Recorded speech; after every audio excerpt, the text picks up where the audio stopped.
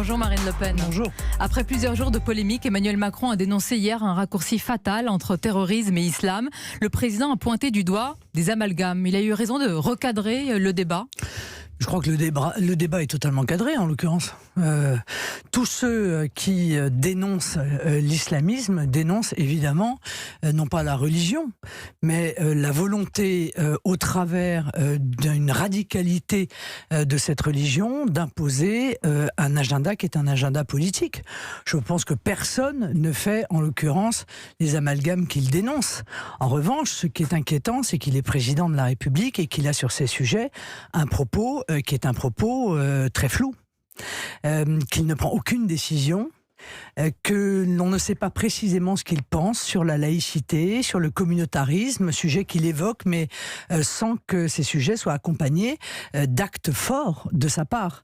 Et ça, c'est inquiétant parce que ça met en cause, bien entendu, notre sécurité et nos valeurs. Il a dit quand même qu'on pouvait lutter sans merci contre le communautarisme, sans stigmatiser forcément, évidemment, les citoyens français musulmans. Cette lutte sans merci, vous ne la voyez pas? Elle n'est pas réelle?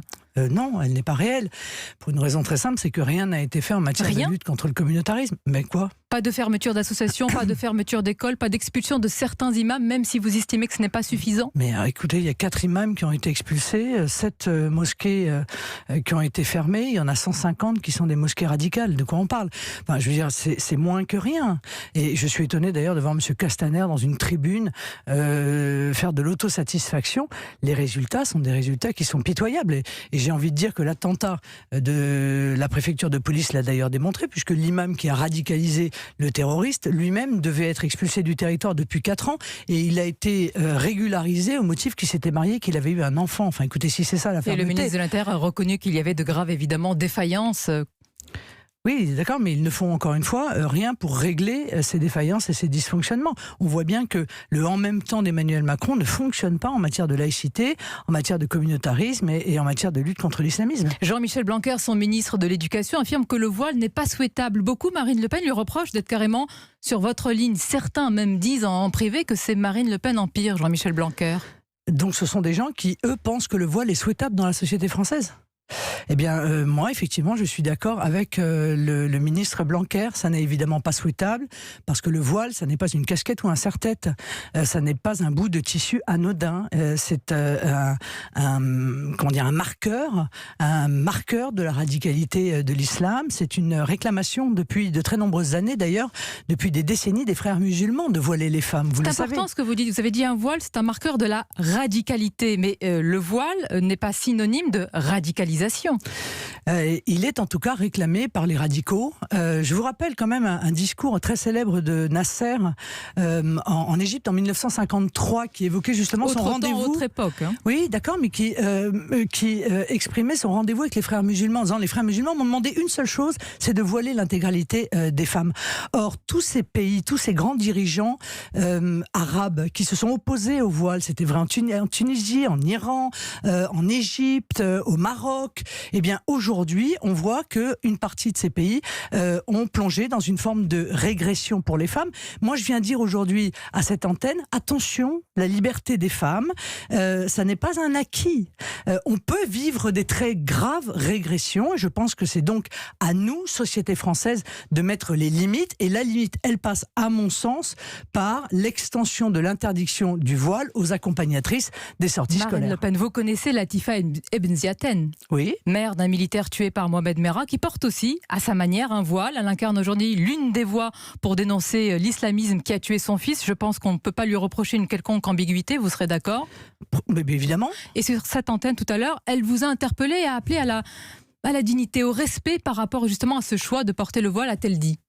Non mais que les choses soient très claires, on parle ici d'un sujet qui a consisté en réalité à regretter que dans les assemblées républicaines il puisse y avoir des femmes qui étaient voilées. Bon, cette dame, pour qui j'ai le plus grand respect, a elle-même indiqué qu'on lui avait demandé de retirer son voile à l'Assemblée nationale. Et voilà, c'est le règlement. Et bien voilà, lorsqu'elle était entrée à l'Assemblée nationale dans les tribunes de l'hémicycle.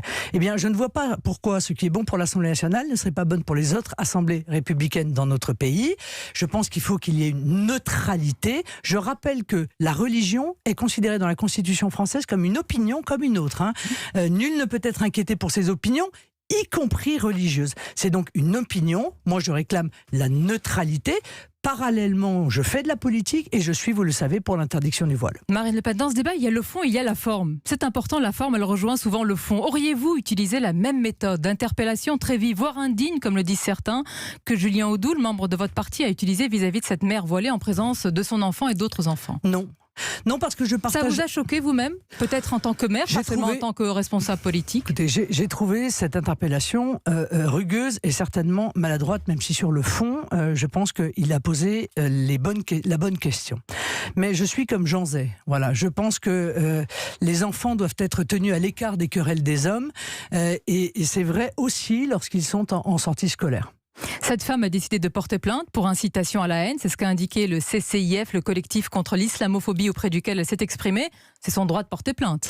Oui, tout dit qu'elle est une militante. Pourquoi ? En réalité, tout simplement parce que pas un seul de vos confrères journalistes n'a réussi à la contacter et que le premier interview qu'elle donne, c'est au travers d'une structure qui est une structure dont nous savons qu'elle est maîtrisée et très proche des frères musulmans. Vous en avez la preuve ? Et qui défend... oui, bien sûr. D'ailleurs, je suis poursuivi devant les tribunaux par cette structure pour avoir dit exactement la même chose. Vous voyez, je le redis, c'est donc que j'ai aucune inquiétude sur ce sujet, qui défend une vision radicale de l'islam et la manière dont ils instrumentalisent cette femme est assez révélateur de leur méthode d'ailleurs. Marine Le Pen, depuis le début de cet entretien, et d'ailleurs depuis plusieurs jours, on consacre les prises de parole et notre débat au voile. Est-ce qu'on ne se détourne pas tous du vrai danger, c'est-à-dire la radicalisation et l'islamisme ?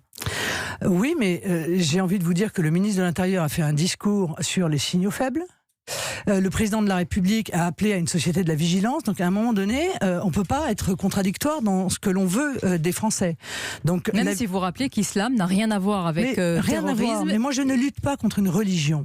Je ne lutte pas contre une religion. Je pense qu'il y a des Français musulmans, je les respecte dans leur foi, mais incontestablement, il y a, encore une fois, un islamisme qui doit être combattu de la manière la plus ferme qui soit, et ces islamistes, ils passeront dans un trou de souris.